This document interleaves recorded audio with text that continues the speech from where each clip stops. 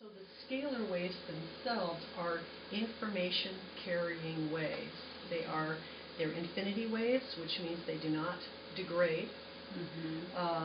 They are not linear, unlike our electromagnetic waves, right. Direct current, which have a beginning and an end. Scalar waves do not. So there's the scalar waves that are being emitted, and then you have what, in this case, is an overlay of an information that then you can actually add to the scalar waves that then you put into the room to create a specific effect. So there are two things going on. One is the scalar wave itself, and then there is the information that the scalar wave is delivering. Oh, wow. It almost sounds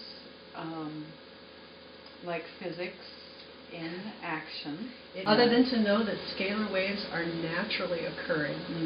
This is not anything, in a sense, artificial, in that even our own planet Earth, Mother Earth, is a scalar wave emitter. And as we've talked about before, when you go into natural areas, pristine wilderness, that feeling that you get being in those places, how silent, how rejuvenative, there's a kind of power there. It's because the scalar value there is unobstructed by any of the other corrupting EMF values.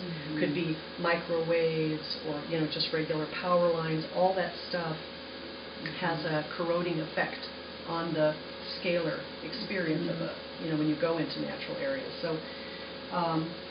So what they've taken is the understanding of scalar waves, which have been known and studied about for quite a long time. We were talking about Nikola Tesla. Was the first one, probably in the West, was one of the first people to identify them as such. And of course then in later years the U.S. military had a great deal of respect for Mr. Tesla, and then took that information and actually has been applying it to its own purposes. But this application of scalar is as a healing and consciousness expanding modality.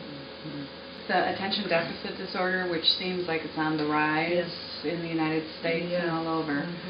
What we're somewhat used to is coming and sitting. And how is that for children that we can't imagine? They don't have to sit. Okay. You can just have them come in and just be in the chamber, maybe have some different activities or things for them to set up. You can just have them be in here. Okay. It's very interesting, though, a couple, now not all, but a couple of the kids that I've seen do this, they actually get into the scalar unit and they're happy to lie down. Yeah. This is what I've heard. That they're actually willing to... That they actually will even sleep, and that there's something that they are attuned to as they come in, and I had just... I haven't seen that myself. Yeah, it's pretty amazing. They'll just lie down. I also have a friend of mine that has an adult son who is Down syndrome. So this is a 23-year-old young man, and he came in to the scalar chamber, and he actually started talking about the matrix. Wow. The scalar wave field. He could actually kind of see it, and was talking about it. And his mother didn't know, because she wasn't familiar with it. When he started talking about it, they said, "Well, actually, he's right. This is what is happening here." Very interesting, and he loves coming down there. Wow. And he'll just lay down, gets real quiet, and then just rest and. So nice to see that. Yes. I know of a doctor in Connecticut who had a scalar chamber set up in his office, and he used it to actually regulate hormones and the endocrine system to try to help balance people with thyroid problems or that sort of thing.